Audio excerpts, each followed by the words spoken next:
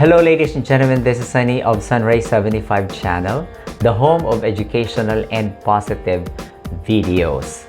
Bago tayo magpatuloy sa pagkakataong ito ay nais muna nating batiin ang ating mga subscribers, yung ating mga kaibigan at ang ating mga followers sa aking Facebook account. That's New Life Sunrise. Ayan, gusto kong batiin yung ating mga kasamahan, ang ating partners, especially yung nakasama ko dyan sa Baleno, Masbate. Ako, medyo tinamaan tayo ng bagyo, no? Bagyong Opong. Pero gusto kong batiin ang aking mga kaibigan dyan. Sila Sir Arnel Pusing of Masbate Polytechnic and Development College. Ayan. And si Sir Ariel Floresta. Thank you very much for the time that when I was there in Masbate. Gusto kong batiin si Pastor Cheryl.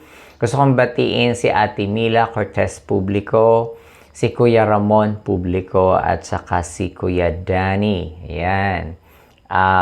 Kuya Danilo Sagad. Ayan. Magaling naman na nahiyan para sa mga gustong magpatahi. Ayan. ng damit, ha?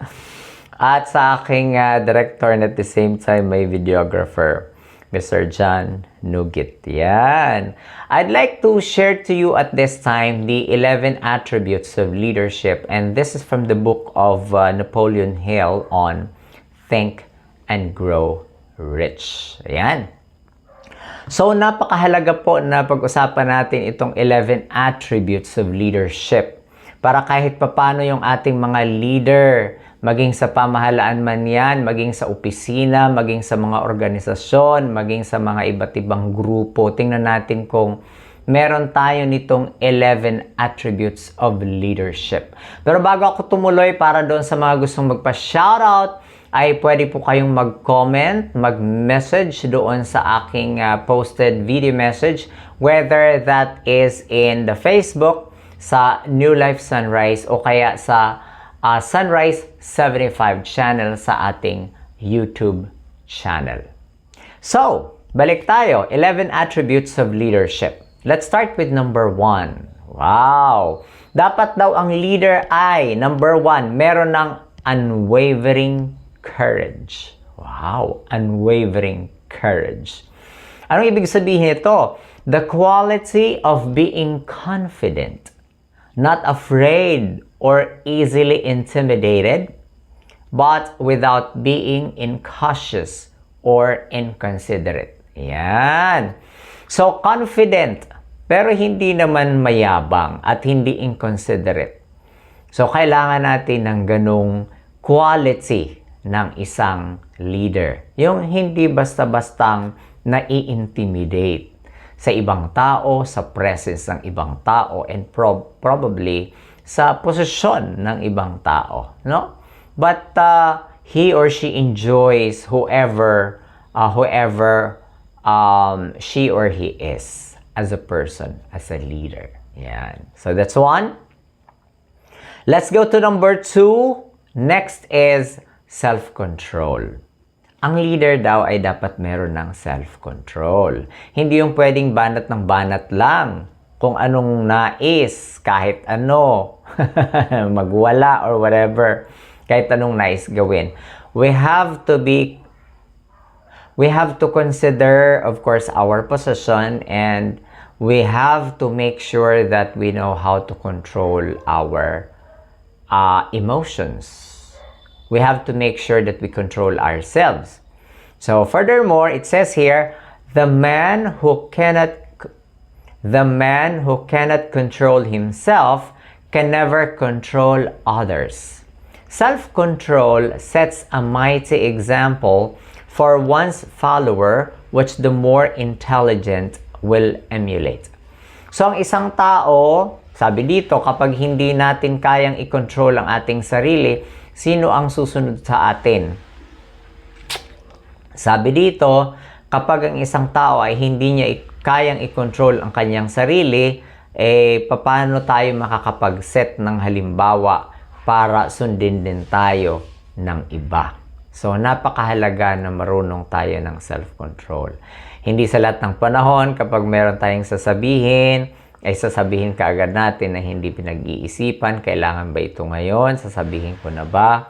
O ano ang tamang panahon, tamang lugar, tamang sitwasyon, gagawin ko na ba? So, kailangan kinoconsider ang ganung mga bagay at pinag-iisipan. Okay? So, next is keen sense of justice. Without a sense of fairness and justice, no leader can command and retain the respect of his followers. So, ito yung sa panahon ngayon, no? Lalo na sa mga nagpapatubad ng proyekto sa gobyerno, mukhang ito ay isa sa mga kailangan nating matutuhan. Kailangan yung matutuhan at hindi lang dapat puro dito. Kailangan ginagawa sa tunay na buhay. We're talking about fairness and justice. Katarungan. Ano ba yung makatarungan para sa tao? Maraming ibig sabihin yan. Kapag hindi sa'yo, wag mong kukunin. Kapag ito'y para sa tao at kanino dapat ito mapunta, dapat binibigay yan doon. Hindi pinapakialaman kasi hindi sa atin yan. Kung anong share natin, yun lang yung atin. At yung makatarungan na ibigay para sa iba ay dapat maibigay para sa iba. Hindi lang puro sarili ang iniisip. Kung hindi iniisip din ang kapakanan ng ibang tao. May puso, no? May tamang pag-iisip, may puso, hindi lang para sa sarili, para sa pamilya, kung hindi para din sa ibang tao. We have to be fair, no? Lalo na sa mga maliliit, mahihirap at mahihina sa lipunan. Okay? Ayan. Maraming tatamaan yan kasi ang mga leaders natin mukhang kailangan matuto sa bagay na yan. Keen sense of justice. Next, definiteness of decision. Yan. So, the man or the woman who wavers in his or her decision shows that he or she is not sure of himself. He or she cannot lead others successfully. Ikaw ba bilang isang leader ay may paninindigan, hindi yung paiba-iba ang desisyon. Ganito ngayon, bukas iba na. At yung dating sinabi ay nagbago na ulit. Nako, mukhang marami kayong nakikita niyan sa video online, ano? Na yung dating sinabi ay iba na ngayon. Yung dating paninindigan ay iba na ngayon. Ang hirap sundin ng ganyang klaseng leader, paiba-iba, no? Depende, sala sa init, sala sa lamig. Kapag ito ay magbibenepisyo ako, itong sasabihin ko. Pero pagkalipas ng ilang panahon, kapag hindi na sa akin, hindi na ako magbe-benefit dyan, ay iibahin ko na. Nako, Lord. Mukhang kailangan nating meron tayo niyan as a leader. We have to have definiteness of decision. Yan. Next, definiteness of plans. O may mga leaders tayo, dapat malinaw kung ano ang ating mga nais. Hindi para sa sarili, kung hindi para sa tao, para sa bayan. O kaya para sa ating pinamumunuan. Meron ng plano na dapat magawa, maipatupad. So sabi nga dito, the successful leader must plan his or her work and work his or her plan. Hindi puro plano lang. Dapat ginagawa. Kasi doon sa paggawa, doon meron ng result. A leader who moves by guesswork. Yung ano ba, pwede ba ito, naging-guess lang. No, hula-hula lang. Without practical definite plan is comparable to a ship without a rudder. Sooner or later, he will land on the rocks or she will land on the rocks. Yan. Walang timon, no? Tapos yung kung saan tayo dadalhin ng barko, no? Kasi walang nagko-control sa kanya. Ganon din sa leader. Kapag wala tayo nun, pupulutin tayo kung saan-saan at malamang sa kangkungan. So, kailangan may malinaw na plano, no? Lalo na kapag leader tayo ng ating distrito, leader tayo ng ating probinsya, leader tayo ng buong bansa, no? We have to have definite plans. At dapat ay hindi lang yung pang short term. Kasi karamihan ng mga tao ay napaka nearsighted. Kung ano lang nakita, yun lang ang ating gagawin. Ang mga proyekto, programa, mga activities ay para hanggang dyan lang. We have to be thinking of long term, no? dapat ang iniisip natin ay long term. Kahit hindi ka na leader, ang legacy mo, ang naiwanan mo na nagpabago sa buhay ng tao ay nararamdaman at nakikita ng mga mamamayan. Definiteness of plans. Hindi puro plano, dapat may gawa. Yan. Next, the habit of doing more than paid for. So, being a leader, may mga pagkakataon that we have to sacrifice. Go beyond. Medyo mahirap, pero if we decided to become a leader, then we have to be accountable. We have to be responsible, especially if we were given the authority to become a leader. No, the habit of doing more than paid for. Hindi yung kulang, dapat sobra pa doon sa kung ano ang iniatang ibinigay sa atin, no? At willing dapat tayo na gawin yon, no, sa bahagi ng leader kasi ito ay kakailanganin ng mga taong sumusunod sa atin. Yan. Next is pleasing personality. Yan. So being a leader, lalo na sa panahon ngayon, alam nyo naman po, ang mga tao nakatingin generally sa outside appearance. Minsan iba ang trato doon sa ano bang itsura mo, paano ka tumayo, paano ka magsalita.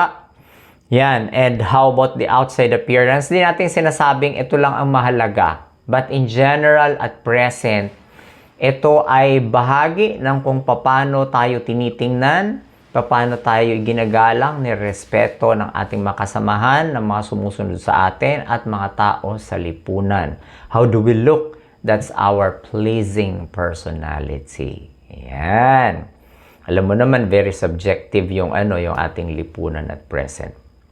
Next is sympathy and understanding. So, the successful leader must be in sympathy with his or her followers. Moreover, he or she must understand them and their problems.